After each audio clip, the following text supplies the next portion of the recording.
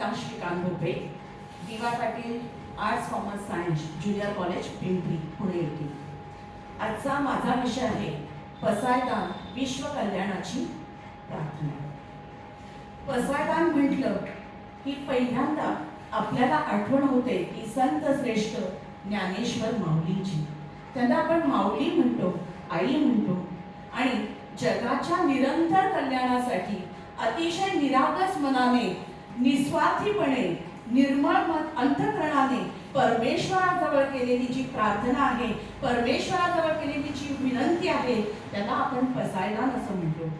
पसायदान म्हटलं की सर्वात आधी आपल्या समोर उभं राहतं हे विश्वची माझे घर असे म्हणून जी संतांची मांदियाळी, जी संतांची भूमी आपल्या भारत भूमीला लाभलेली आहे, त्या सगळ्यांचं या ठिकाणी आठवण झाल्याशिवाय, या सगळ्यांची आपल्याला आठवण झाल्याशिवाय राहत नाही.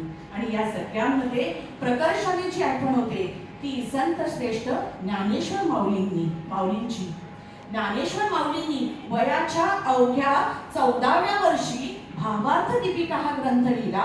पुढे हाच ग्रंथ जनमानसांमध्ये ज्ञानेश्वरी म्हणून प्रचलित झाला आणि या ज्ञानेश्वरी ग्रंथाच्या शेवटचा अध्याय 18वा अध्याय, त्यातील शेवटच्या 9 ओव्या म्हणजे पसायदान. या 9 ओव्यांमध्ये विश्वाची कल्याण करण्यासाठी ज्ञानेश्वरांनी आपलं वरदान मागितलेलं आहे, आपली विनंती केलेली आहे. पण ती विनंती कोणाला केली तर ही विनंती त्यांनी त्यांचे ज्येष्ठ बंधू आणि ज्यांना त्यांनी गुरु मानलेला आहे अशा निवृत्तीनाथांना केलेली आहे. निवृत्तीनाथांच्या प्रती आपला भाव त्यांनी अर्पित केलेला आहे आणि असं हे पसायदान जनमानसाच्या कल्याणासाठी सांगितलेलं आहे. पसायदान 2 शब्द आहेत, पसाय आणि दान. पसाय हे प्रसाद या शब्दाचे रूपक आहे. प्रसाद हा भगवंताच्या प्रसन्नतेचे प्रतीक आहे. देणाराही प्रसन्न असतो, समाधानी असतो, पण घेणाराही तेवढाच तृप्त असतो, तेवढाच संतुष्ट असतो. आणि म्हणून हे ज्ञानेश्वर माऊलींनी दिलेले जे पसायदान आहे ते मोठा प्रसादच आपल्याला मानला गेला पाहिजे. हे पसायदान माऊलींनी केवळ स्वतःसाठी मागितलेलं नाहीये, हे पसायदान हे विश्वाच्या कल्याणासाठी मागितलेलं आहे. म्हणून याचं महत्त्व जास्त आहे. पसायदान हा संत वाङ्मयातील कौस्तुभमणी ठरलेला आहे. आजच्या काळात पसायदानाचं महत्त्व काय आणि हे सर्वसामान्य लोकांना कळण्याची गरज आहे आणि त्यानुसार आपण आपली दिनचर्या घडवण्याची गरज आहे. आणि म्हणून आजचा हा जो विषय आहे तो खरोखरच खूप चांगला या ठिकाणी मांडला गेलेला आहे. आज आपण म्हणतो आम्ही 21व्या शतकात आहोत, नक्की, पण आपल्याला अध्यात्माची सुद्धा हात धरावा लागणार आहे. आणि तेव्हाच आपण या 21व्या शतकामध्ये जर तुम्हाला विज्ञानात्मक प्रगती साधायची असेल तर केवळ विज्ञानाधिष्ठित होऊन चालणार नाही, तर अध्यात्माचा सुद्धा आपल्याला हात पकडावा लागणार आहे. आणि म्हणून या पसायदानाची माहिती सगळ्यांना असणं ही काळाची गरज आहे. माऊली म्हणतायत की पहिल्या ओवीत माऊली म्हणतायत, आता विश्वात नके देवे येणे वाग्यज्ञ तोषावे, तोषो निमज द्यावे पसायदाने. माऊली म्हणतात हा वाघ यज्ञ, ज्ञान यज्ञ, भावार्थ दीपिका पूर्ण झालेला आहे, तो मी तुम्हाला अर्पण करतो. कोणाला? ज्येष्ठ बंधू आणि गुरुबंधू निवृत्तीनाथांना अर्पण करतोय आणि याचा तुम्ही स्वीकार करा. आणि यामुळे जर तुम्ही तोषित असाल, आनंदी असाल, तर या विश्वाचे कल्याण करण्यासाठी प्रयत्न करण्याची मी तुम्हाला प्रार्थना करतो. माझ्या हातून विश्वाचं कल्याण व्हायला हवं. या ठिकाणी एक गोष्ट मात्र प्रामुख्याने आपल्याला सांगावी लागते.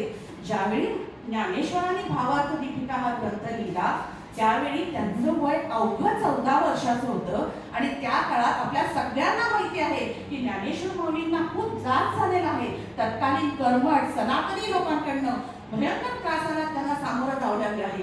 म्हणून हे असं असून सुद्धा मनामध्ये किंचित सुद्धा त्याप्रती किंतु न धरता त्यांनी केवळ आणि केवळ आपल्या मानव जातीचं विश्व कल्याणाची ही प्रार्थना केलेली आहे. आणि यातून जर आज आपल्याला काही बोध घ्यायचा असेल तर आपण काय घेऊ शकतो? आज आपण म्हणतो समाजामध्ये स्वार्थी लोकांची, लोभी लोक, स्वार्थी लोक, दुष्ट लोक वाढायला लागलेली आहेत. पण जन्मता माणूस तर दुष्ट नाहीये, जन्मता त्यामध्ये हे गुण नाहीये. व ही जी वृत्ती आहे ती जर आपण दूर करू शकलो आणि या सर्व लोकांना जर एकत्र घेऊन जर आपण सत्कर्म केली, सदाचार केला, तर नक्कीच आपलं स्वतःचं, त्याबरोबर समाजाचं आणि त्याबरोबर विश्वाचंही कल्याण आपण नक्की साधू शकतो, असं मला स्वतःला ज्ञानेश्वरीच्या पहिल्या ओवीतून ज्ञानेश्वर माऊलींना सांगावं वाटतं, असं मला वाटतंय. दुसरी जी ओवी म्हणताय, जे खेळांची व्यंकटी सांडो तया सत्कर्मी रती वाढो, भूता परस्परे पडो मैत्र जीवांचे. खळ, खळ म्हणजे दुष्ट, व्यंकटी, व्यंकटी म्हणजे कुटील. समाजामध्ये जी काही असुरक्षितता निर्माण झालेली आहे दुष्ट आणि कुटील लोकांमुळे, त्याचा नाश व्हायला पाहिजे. आणि ज्यावेळी हा नाश होईल तेव्हा मानवामध्ये जे काही जातीयवाद चाललेला आहे त्याचा देखील नाश झाला पाहिजे. आणि जेव्हा असा जातीयवादाचा नाश होईल, राष्ट्रामध्ये जे काही छोटे मोठे वादविवाद आहेत त्यांचा नाश होईल, त्याच वेळी समाजामध्ये लोक सत्कर्म करू लागतील. आणि एकदा जर लोकांनी सत्कर्माचा ध्यास घेतला तर त्याबरोबर समाजाचा आणि विश्व कल्याण व्हायला वेळ लागणार नाही, याबद्दल माऊली खात्री देत आहेत. तिसरी जी ओवी आहे यामध्ये ते म्हणताय, वर्षत सकळ मंगळी ईश्वर निष्ठांची मानियाळी, अनवरत भूमंडळी भेट तू भूता. ज्ञानेश्वर माऊली म्हणतायत की अशा ईश्वरनिष्ठ सत्कर्म करणाऱ्या लोकांची मांदियाळी या समाजामध्ये निर्माण व्हावी. मांदियाळी म्हणजे असे सज्जन लोक या समाजामध्ये निर्माण व्हावे, अशा संत सज्जनांचा कायम आपल्याला सहभाग आपल्याला किंवा सहवास आपल्याला लाभावा. अशा लोकांच्या सहवासामधनं नक्की आपण समाजामध्ये मैत्रीचे संबंध प्रस्थापित करू शकतो, मैत्रीचा स्नेहाचा भाव वृद्धिंगत करू शकतो. आणि हे या ओवीतनं माऊलींना अपेक्षित आहे असं मला वाटतं. यानंतर पुढची जी ओवी आहे, चला कल्पतरूंचे आरव चेतना चिंतामणीचे गाव, बोलचे जे अर्णव पियुषांचे. माऊली अतिशय सुंदररित्या त्या संत आणि श्रेष्ठ लोकांच्या बद्दल किंवा ईश्वरनिष्ठ लोकांबद्दल म्हणतात. हे सर्व संत सज्जन ईश्वरनिष्ठ लोक म्हणजे फळं फुलं पानं यांनी दगडलेले आरव आहेत, वन आहेत. याचा अर्थ ही लोक अचल आहेत का, एका ठिकाणी स्थिर आहेत का? नाही. ही संत मंडळी सज्जन मंडळी स्थिर नाहीये. त्यांनी पियुष, पियुष म्हणजे कुंभ, कसला कुंभ घेतला आहे तर ज्ञानाचा, भक्तीचा कुंभ घेऊन हे समाजामध्ये निघालेले आहेत. आणि जे काही समाजामध्ये अज्ञानी लोक आहेत त्यांचा अज्ञान दूर करण्याचा वसा यांनी घेतलेला आहे. आणि हा वसा घेऊन ज्ञानाचा, भक्तीचा कुंभ घेऊन हे समाजामध्ये निघालेले आहेत, असे या ओवीतनं आपल्याला समजून येऊ शकते.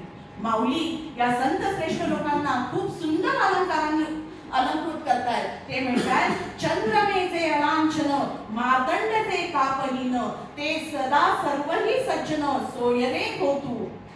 चंद्रमेच्या लांछन, माऊली म्हणतात अहो सूर्य आणि चंद्र यांच्यापेक्षाही ही लोक श्रेष्ठ आहेत. चंद्राला तरी लांछन आहे, चंद्राला तरी कुठेतरी दाग आहे, कलंक आहे. मार्तंड, मार्तंड म्हणजे अग्निगोल, सूर्य हा तेजाचा अग्निगोल आहे. परंतु ही जी संत सज्जन लोक आहेत ती शीतल आहेत, शांत आहेत, ती निष्कलंक आहेत, त्यांच्यावर कुठलाही कलंक नाही.